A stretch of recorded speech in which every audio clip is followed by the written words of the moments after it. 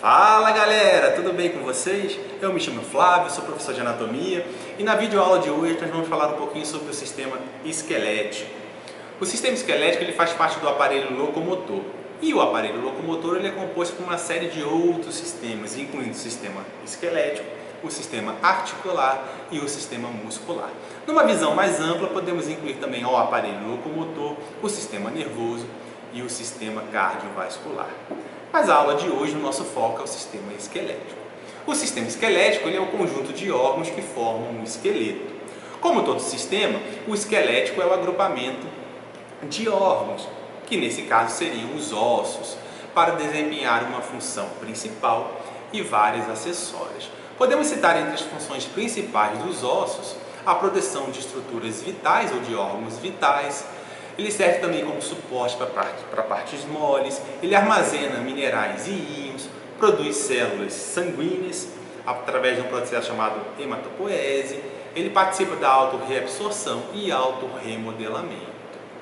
Os ossos eles são encontrados no nosso esqueleto em número que varia de acordo com cada autor. O mais aceito hoje em dia é o número total de ossos de 206 a 208 ossos. Esses ossos eles podem ser classificados de acordo com a sua localização topográfica e de acordo com a sua forma. Então nós vamos começar falando primeiro da sua classificação topográfica. Nós podemos falar isoladamente de cada osso, como nós também podemos separar esses ossos, agrupá-los em esqueletos. Então nós temos, de acordo com a classificação topográfica, dois tipos de esqueleto: o esqueleto apendicular e o esqueleto axial. O esqueleto apendicular ou os ossos apendiculares são os ossos que estão localizados nos membros, tanto o membro superior quanto o membro inferior. E nós não podemos esquecer também que as suas respectivas cinturas fazem parte desses esqueletos. Então, cintura escapular, escápula e clavícula faz parte do esqueleto apendicular. E o osso do quadril, ele também faz parte do esqueleto apendicular. O esqueleto axial ele é composto pelos ossos que estão na região central do nosso corpo. Então são os ossos do crânio, osso do pescoço e os ossos que estão na região do tronco.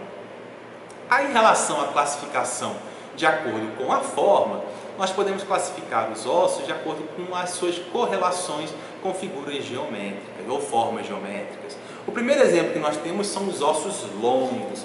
O que vem a ser um osso longo? Osso longo nada mais é do que ossos em que o comprimento predomina sobre a espessura e a largura. Por exemplo, alguns ossos ou os principais ossos que nós encontramos nos membros.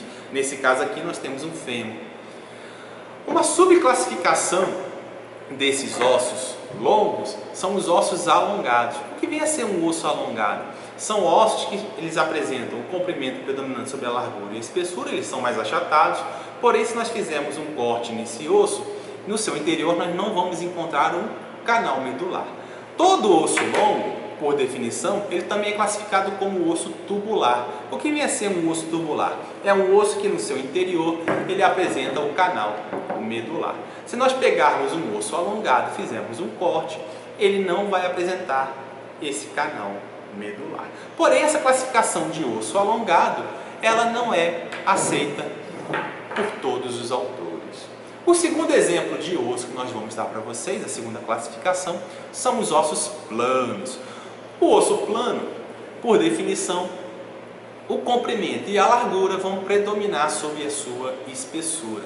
Eu sempre gosto de dar como exemplo também uma fatia de pão de forma, para vocês nunca esquecerem. A fatia de pão de forma, o comprimento dela e a largura vão predominar sobre a espessura.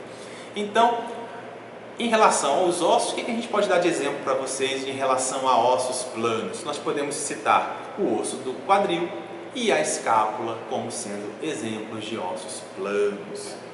Outra classificação são os ossos curtos. Ossos curtos são ossos que vão apresentar o comprimento, a largura e a espessura equivalentes. Então, para vocês não esquecerem, é muito fácil. Largura, espessura e comprimento equivalente, vocês sempre vão lembrar do quê? De um cubo, de um dado. E quais são os exemplos de ossos curtos? São os ossos que estão na região do tarso e os ossos que estão na região do carpo. Outro exemplo que nós temos para vocês são os ossos irregulares. Os ossos irregulares são ossos que não encontram correspondência em figuras geométricas. Então, um exemplo clássico de um osso irregular são as vértebras.